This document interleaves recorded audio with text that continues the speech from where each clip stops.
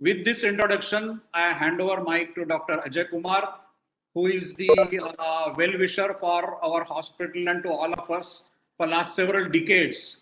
He is witness to all our transplant program right from beginning. And of course, who doesn't know Ajay Kumar in this crowd of urologists? I mean, the person who doesn't know Ajay Kumar should not be a urologist in India and also in abroad. So I don't think any introduction is required of Ajay Kumar. He's been the president of almost all the associations which you can think of, and we are very lucky. Actually, he's very busy with the National Board Executive Council meeting, but still he has managed to spare time for us. And I request Dr. Ajay Kumar to offer his opening remarks and chair the session for the urology. Over to you, Ajay Kumar, sir. Thank you, Sabnis. Thank you very much for a very elaborate introduction of mine. And I'm absolutely delighted to be part of this as usual. Any function of MPUH, if I'm involved, I feel very lucky. And today is a very special day for MPUH, not for the MPUH only, but for all those who have been involved with the transplant program, renal transplant program of MPUH for last 40 years. I mean, all those 3,328 patients who had the transplant and the equal number of donors who donated their kidneys for the transplant of their near or dear ones, whether they are still alive or they donated after they, they left this world. So this is very auspicious moment for all of us. And me being the opening batsman for the program, it is very interesting. Every time I think I remember every time I participate in MPUH program, you people make me opening batsman. And the opening batsman is very difficult. How you are going to start the play, because that on that one the whole inning will depend. But I feel that I'm lucky to be the opening batsman, and I'm glad that I'm associated with not only MPUH but a stalwart like Mahesh Bhai, Dr. Rajapurkar, Dr. Sabnis, Ganpule, P.P. Rao, Rohan, all of you sort of who have been associated with MPUH. Now it is 3 decades that I am part of you, and I have seen how the MPUH transplant program has progressed over at least 3 decades I know of. And I know how with the missionary zeal, the team has worked not to get the program going in the hospital itself, but in different parts of the country and abroad also.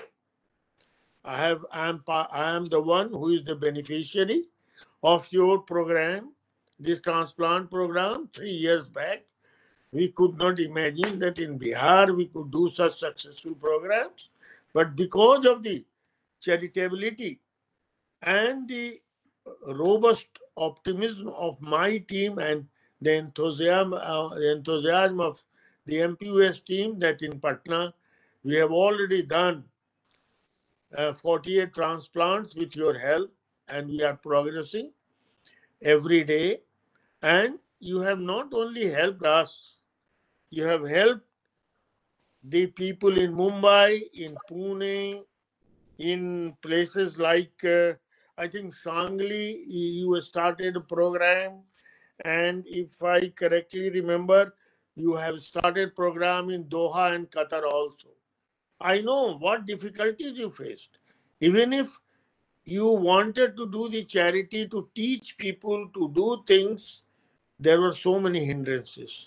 There were such good friends in some places who didn't want you to sort of spread this great work to other places, and people maybe benefited due to that, but you passed all the hurdles and you are here when you have done so many transplants. Mahesh Desai, one need not say, has already completed, I think, more than 2086 in MPUH, and many more in other places where you started the program.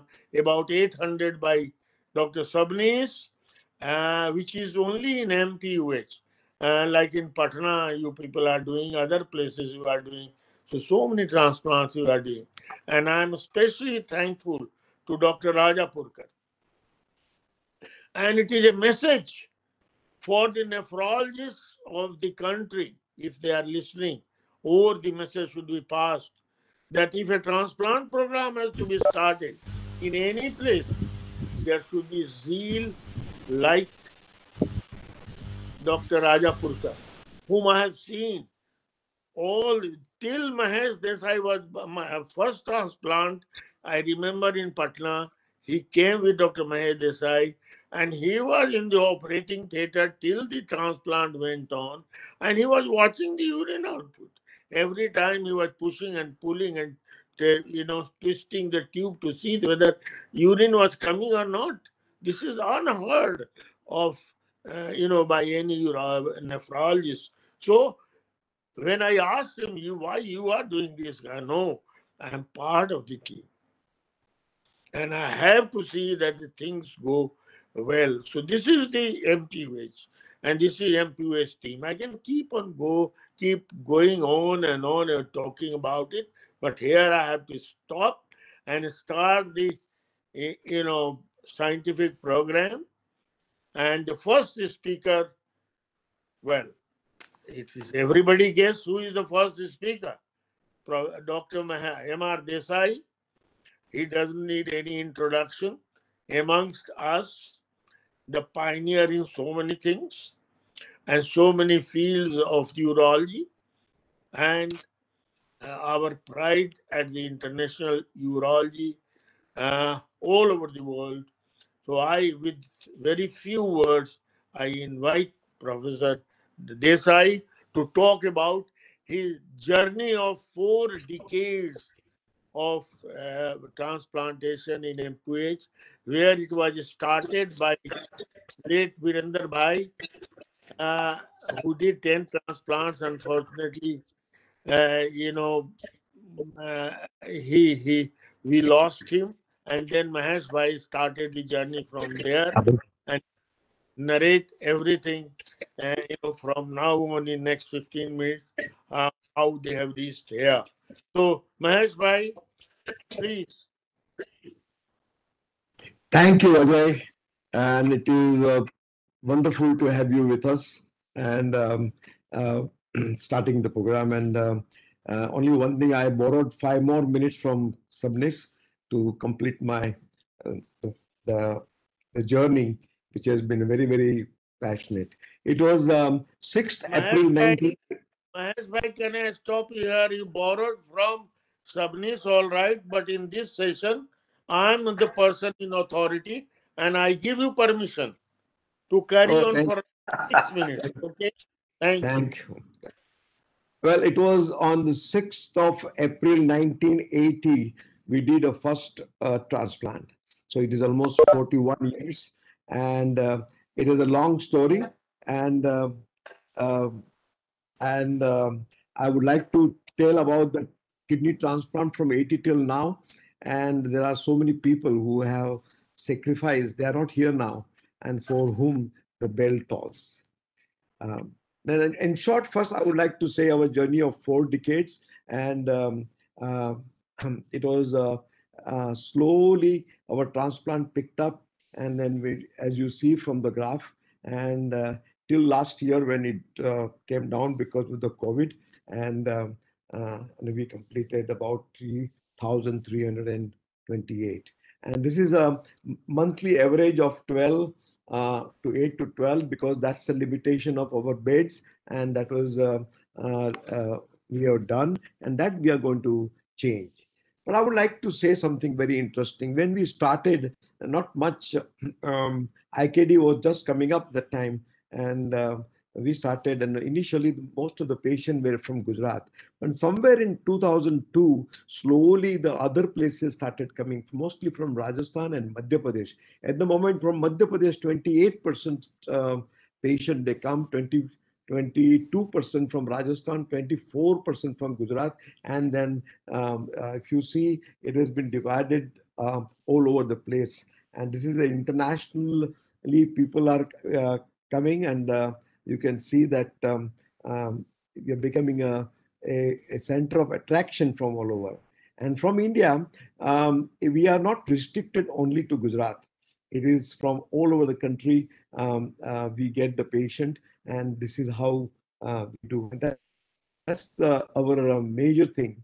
And this is the donor and the recipient. This is the age distribution and the sex distribution. What is most interesting is the donor. 60% of donor are female, and only the 18% of recipient are female. Is a male dominating thing.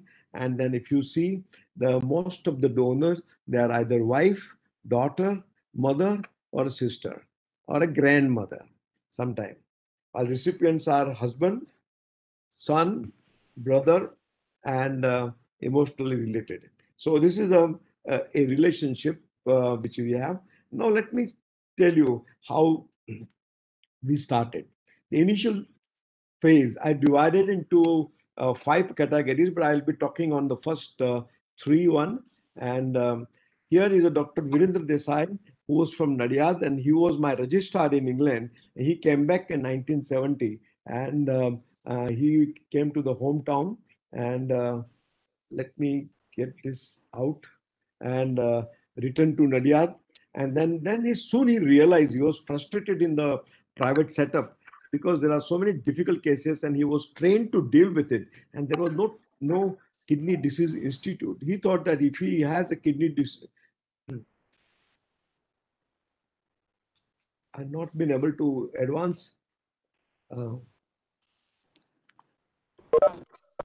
is not Sir, advancing. from here, from left corner, Okay. you can Okay. And then there are philanthropists like Jairam Das Patel, Achho Kaka, and Prahlad ji, who helped him. And the Jairam Das Patel gave the financial support. And then the 1978 Murjibhai Patel Hospital was born. And that time I had come back in 76. And then since we were together in England, he invited me to come to Nadiad. And Nadiad being very next to my native place, Mathur, I decided to come. And we started with 2 dialysis machine, and then Rajapukar, we had a Lalit Bhai, and who was a nephrologist. Rajapukar joined us in about in 88, 89.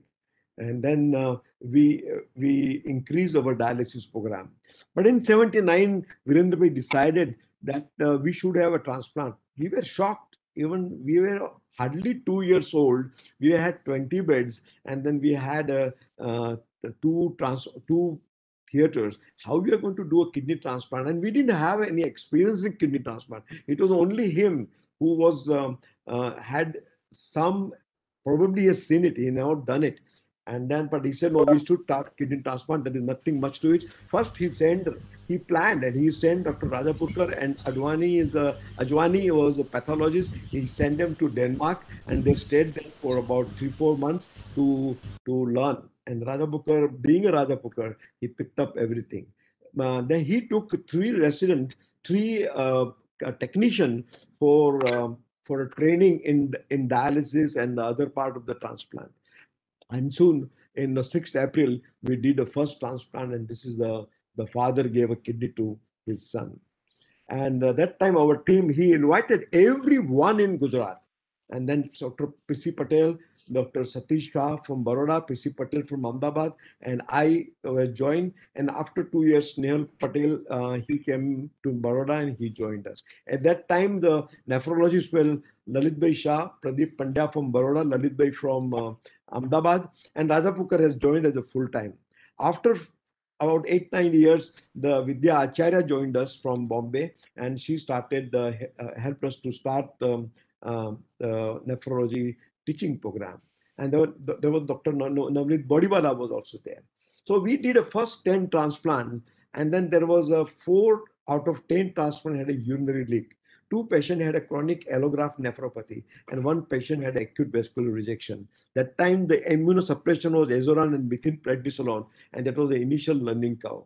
And at that time, the 1 year survival was only 40%. But one thing that even though 6 patients we lost, but 4 patients out of 4 patients, couple of patients like this one, he lived for 32 years. These 2 kids, the 2 girls who standing behind were very, very small, and they grew up, they got married, and he saw that marriage, and before he succumbed to after 32 years. And then we had a problem because it was a pre-cyclosporine area. The only treatment available for rejection was methylprednisolone injection. There was a poor healing. That's why we had a urinary leak in four patients. 4 to 50 because of the high dose of prednisolone. 40-50% allograft rejection rates. Steroid non-responder usually end up in a graft loss or a chronic glomerular disease. So this time in September 82, both of us decided to go to the USA to see. I was going to spend 1 month time in Downstate Medical Center with Khalid Bhatt, who was a transplant surgeon, and it was a Paresh Patel, Paresh Desai, who was a Virendra Bhai's cousin brother. He was doing a transplant team. So I went to New York. And this was in LA where we attended the SIU when for the first time we heard about the lithotriptor by Christian Chaucy and Peter Alkin talking about the PCNL. This is unfortunately, this was our last photograph together. After that, he went for a checkup he had a cardiac problem. And unfortunately, he underwent a surgery. And the person who didn't want to take any chance in developing transplant program, and unfortunately he didn't survive the surgery. That was the first person. Without him, I don't think transplant would have taken off. And with his daring attitude, he was a friend, philosopher, and guide, fearless, daredevil surgeon. Man with a conviction, vision, resulted into establishment of MPH, who is giving a world-class care. And we really owe him a great for starting the hospital. And believe me, when he started the transplant program brought up our standard, and then we could do better. Then there was a rumor that the hospital is going to close down, and then that was he died on the 1st December. On 14th January, his friend came, Rajendra Patel. He said, Mahesh, hospital is going to close down. That is a rumor. Next day I asked Raja Pukar if there is any patient waiting. He said yes.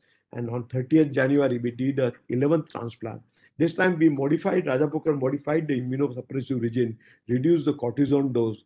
There was a cyclosporine was still not available, but it was slowly going to be available. But I modified the ureteroneocystostomy by changing it to modified Leach-Greger technique. And that was important because that was a 4 leak who had a fur complication and leak with the infection that was spoiled the thing. So here is the Khalid Bhatt technique where you just take a loop and dissect out the bladder, take the mucosa, make a small hole, take the ureter, make a loop, and then push the needle through the hole. This is the hole into the thing, and then you can see the ureter going in, and the mucosa is covered up. And here that time there was hardly any imaging facility. So the little bleeding in the urine told us that the graft is functioning, it is perfusing. But then we needed an angiography, and Raja Pukar was the first one to start. We didn't have an interventional radiologist. He was the only person who started. That is the really credit goes to Radhapurkar, not only in starting the transplant dialysis, but now here he is acting as a radiologist, and then he did an intervention. This is a pressure injector. He punctured through the femoral artery. He passed the catheter into the kidney, and then we had a whole map, and we decided whether it's a one artery or second artery. And if there is a problem, he would do a balloon dilatation and of that graft artery and then do it. So we were so comfortable because not only this his intervention helped us in transplant, it also helped us in a CNL. When there was bleeding, he would do angiography and do the embolization or block the thing with the thing. So that was a great thing which we had. But that time we had an advisory board. There was Dr. Guy and Ramling Swami was there, and they saw the program. They appreciated the transplant program, but they advised your imaging facility is primitive. Jairam Bhai said, primitive? I think my hospital is a most modern hospital. How can you have a primitive? And then he was he didn't like he said we must improve. Unfortunately, actually on the same day of the opening, Mohan Radhapurkar had angina, and he was only 34. And then we investigated, and then he had a CABG in 84 in Mumbai. And then in recovery period, he was in Ahmedabad with me. And just to change, we went to Delhi. There was a uroradiology conference. And that time we looked at the program, and then we got interested in ultrasound during that program. And then because of that remark, Jairam Bhai gave us some Siemens Uroscopy table, and that's where he would do the angiography, and I had ultrasound where I could do the kidney punctures. We both benefited. But then, this was again a high on radiation. So Radhapurkar, we brought the SIAM, which was a thing which Radhapurkar was using, so that the radiation was less. And then after about 100 transplant, our survival figure increased to 60. And for every complication, we had a discussion, we improved it, and then our survival figure improved. Actually, we all used to get together on Sunday to do a transplant. And then myself and Virendra Bhai, we used to sleep in the next bed of the transplant patient to look at the output, hourly output, and then see. And the next day was Monday. That was my OPD day. And in the evening, I used to go. And Nalini was anesthetist, and she used to be with us. So because that time there was no other anesthetist available in Nadia for the transplant, we had a Minaben who had come, and then the Pratap came. But then the cyclosporin came, and that changed the thing. The rejection rate reduced from 50 to 20, 30%.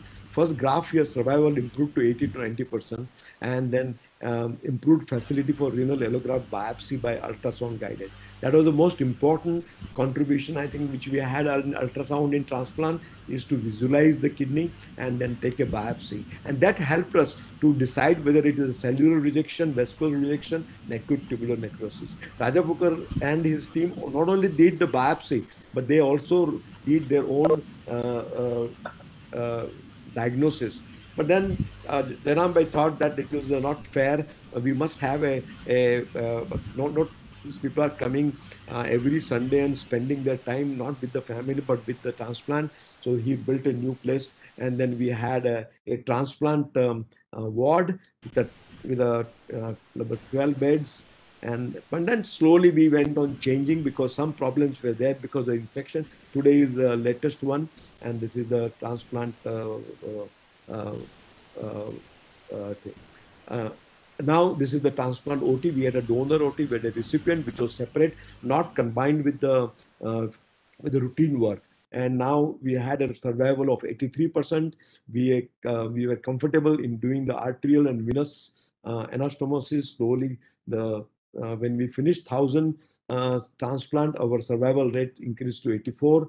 And then Dr. Bapat and Vidya Achera joined to start the DNB program, and we had students now.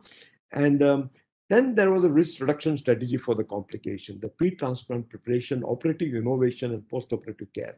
They're all three important. First was the dialysis. First, we had a 2 dialysis machine, then the new dialysis machine came. We had in this building, then this is a new building. What was most important aim of Rajapukar and the team was a better nutrition, the erythropoietin to have a better correction of the anemia. Most important, once the patient on dialysis, that time the conversion to hepatitis B was maximum, and because of him, it was hepatitis B. Hepatitis B came down to almost, now it is almost less than 1%. And now today is a new transplant ward, and we have a we have a 46 transplant machine, and we can increase it to 72. And now at this moment, even in COVID situation, we are doing dialysis, we're taking care of all the patient. And most important contribution is a water treatment plant. And that Rajapukar device, and the new one is even a better, which is gives the rigor-free dialysis. And then here, our survival figure increased to 90%. We had a little complication like arterial thrombosis stenosis, which was usually a fatal. Remaining thing he could manage, and for that now we have an angiography suit where he can do it. And then we are really benefited with that. And we looked at the graft survival of arterial anastomosis. If you do in internal iliac or external iliac, does it make difference? Our 25-year result shows it doesn't make a difference. But whatever complication like stenosis we had, it was treated in-house, and this is a stenosis corrected by balloon dilatation and now stenting. This is the one which is a pseudoaneurysm. Yeah, the stent was put, and then the aneurysm resolved. But then we were trying to find out why this some aneurysm comes or bleeds, and we found there was a fungal infection, and which was sucked in by the air conditioning, because some new buildings were going by the side. And we looked at our air conditioned system, we changed it, so many filters, and we used to do count, we count every month, so as to make so that there was no fungal infection, and that of course improved. We changed our ureteric anastomosis technique, and now we used to have a close same dissection. Only thing, instead of pushing in, we did anastomosis, and then most of the time we need not put a DJ stand, only in 5%. That is also when the unsatisfactory anastomosis, small caliber ureter, thick wall bladder. But ultrasound gave us a great advantage, because if the RI immediately after the transplant, if it's 0.61, that is normal. But if it is high, like 0.87, 0.7, something is wrong, we have to readjust the kidney or look at the arterial anastomosis and make sure. And slowly, our complication in the first decade was 19%, that dropped to 12% in next decade, and now in third decade it was 9%, and in last decade it is only 5.7%. That is a very, very important progress, but it took lots of time and lots of thinking. And at the moment, the graft survival, if you see the complication or no complication, once you treat the complication, survival is almost the same. And the donor nephrectomy, till that time we saw that all the donors were female, but then you had to give her a big scar, and we were not very happy with it. Luckily, Inderjit Gill responded, and he came and he did donor nephrectomy and showed us. Actually, that was his 11th donor nephrectomy laparoscopically. And then we took about 2 years to do we did a laparoscopy, but on a non-transplant patient. And 2002 we started. And after that, we have not done a single open surgery. All nephrectomies are the laparoscopic nephrectomy. And we have done now more than 2006. This is a data, but I will just skip over. We did a 3 vessels. We did a bench surgery with pajama graft. And then here is a end to side graft. There's another small one, which is put into the main vessels. And then we looked at the result, and the result were similar. Donor age, does it make a difference? It did not really make, so long as it's a matching kidney and a good kidney, and if the donor has an EGFR is more, there was no problem. Now look at this person, the Maldiv bhai. We did his transplant in 1983. He had a small 3 kids, and it is his wife. And today he is with the children grown up, and he has got a grandchildren. He mixed up. This photograph was taken 2 days back. 38 years survival. I think that speaks that all that effort, all that sacrifices done by everyone was paying. I think I must give a tremendous credit to Rajapurkar and his team, who has done a wonderful job, and our team of the people. And then we have extended, because even the cadaver transplant was started nicely in IKD, but because of the government rule, there was a problem that non-governmental hospital would not get transplant done, or whatever. People from outside Gujarat would not get it. But that doesn't stop us from expanding our indication, because we found that the results were similar.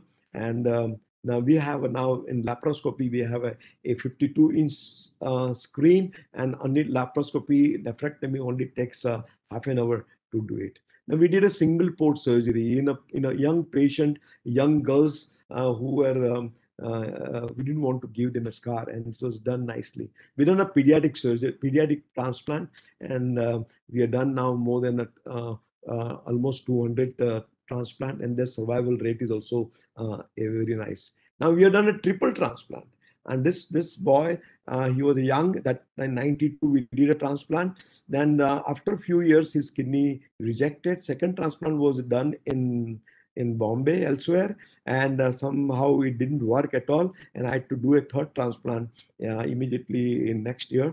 And this was photographed in 2004 with his daughter, and today, this was yesterday, his daughter, look at her daughter, she's grown up, and now after 29 years, and that gives you the most satisfaction of that, whatever you did for last 40 years, whatever the stress and strain you have done at his work. And this is the patient from Africa. We have done a third transplant on her, and this was a Kavita's patient in Apollo Hospital. And most important person, I must respectfully say, this Sujata.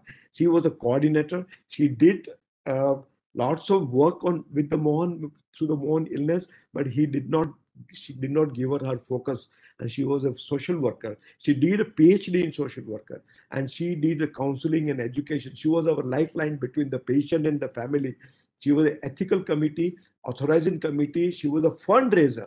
No patient went home. She collected money from lots of people. And I must say that it was a teamwork, and she was an important part of our team who did a fantastic job and given us. And then this is a cadaver. We have done few, and we have helped them, recognize them, and then the result of a cadaver and the living, they were similar. Of course, we have started a robotic transplant. Arvind is going to speak.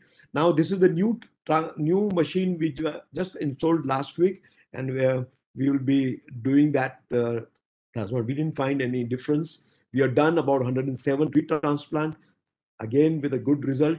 And if you see the decade wise the transplant result, if you see last two decade, our 1 year survival is 98 to 97%. 5 years survival is 93 to 94%. And if you see 20 years survival is 50%. This is the quality of life. This Jagdish had transplant, and then he took part in the athletic. He won the medal.